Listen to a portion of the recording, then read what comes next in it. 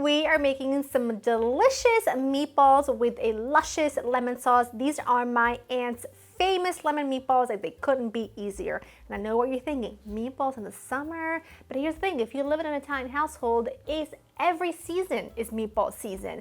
But I love her take on this recipe. And when she came here with my Nonna a few years ago, these were on repeat and we loved them. And they were very, very easy. And I have never shared the recipe with you, even though I teased it a few times on Instagram. So I figured no better time than the present, because I'm actually going to go see her soon and she'll be making these. And so when I tease you from Italy, when I'm eating lemon meatballs, you'll have the recipe to make them too. Okay, I am just going to finely chop some fresh thyme and some parsley. Now, she doesn't use thyme. She only uses parsley, but I really like thyme, and we have so much thyme growing in the garden. And I think thyme is quite lemony, especially if you have a lemon thyme. And that works really, really, really well here. The one thing you're not going to see in this recipe that I would add to pretty much any meatball ordinarily is cheese. No parm, no cheese in this. And the reason is because she doesn't like how the cheese sort of fights against the light lemoniness, and I don't really blame her, and I don't really care for it either, so I don't add any myself.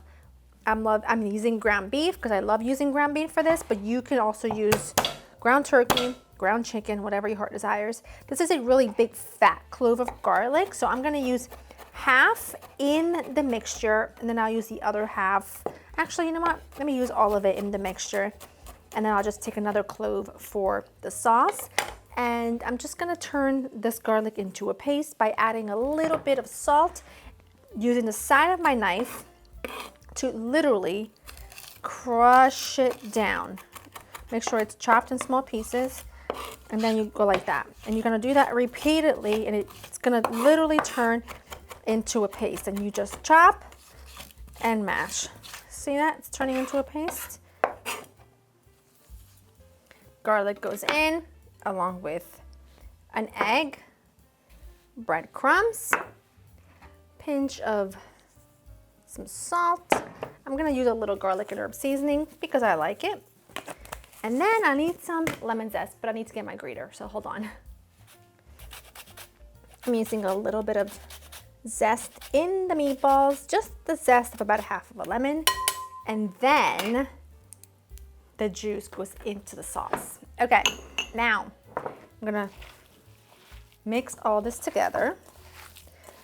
One of the things you need to do is, once you mix your mixture, you're gonna roll each meatball in a little bit of flour. It's gonna give you great texture, but it's also going to thicken the sauce as it cooks. So you're gonna just make a meatball about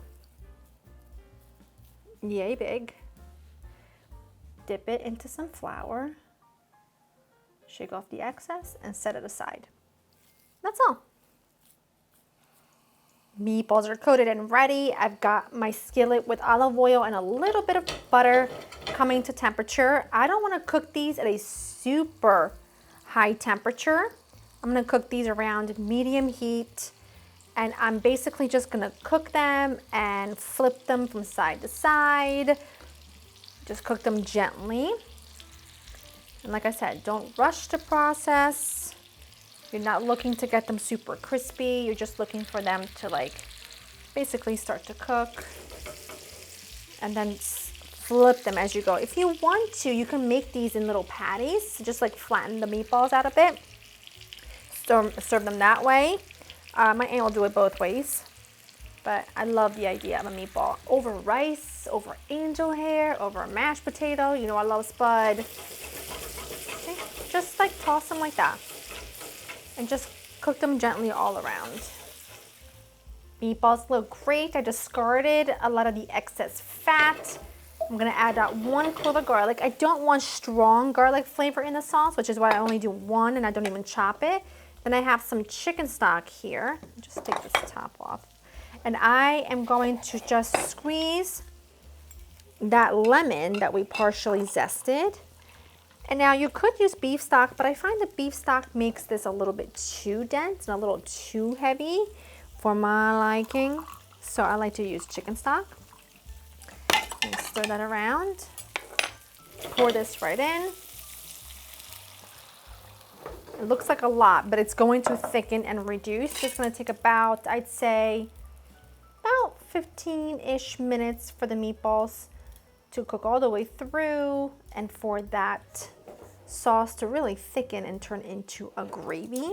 And then all I'm going to do is I'm going to clean up and I'm going to chop up a little bit more parsley to serve it, to sprinkle it on, and then you're done. Look at how glorious they look. That sauce, I told you, is going to thicken quite a lot. And that's pretty much perfect. I'm going to turn that off. When you go to serve them, the sauce is so good. I've already tasted it. It's very lemony. It's very yum. Cut a little meatball in half. Give me a second though. It's going to be really, really hot. But my mouth is watery. Like I said, rice. You could do pasta, you could do mash, or you could do what we do, which is just bread and nut sauce.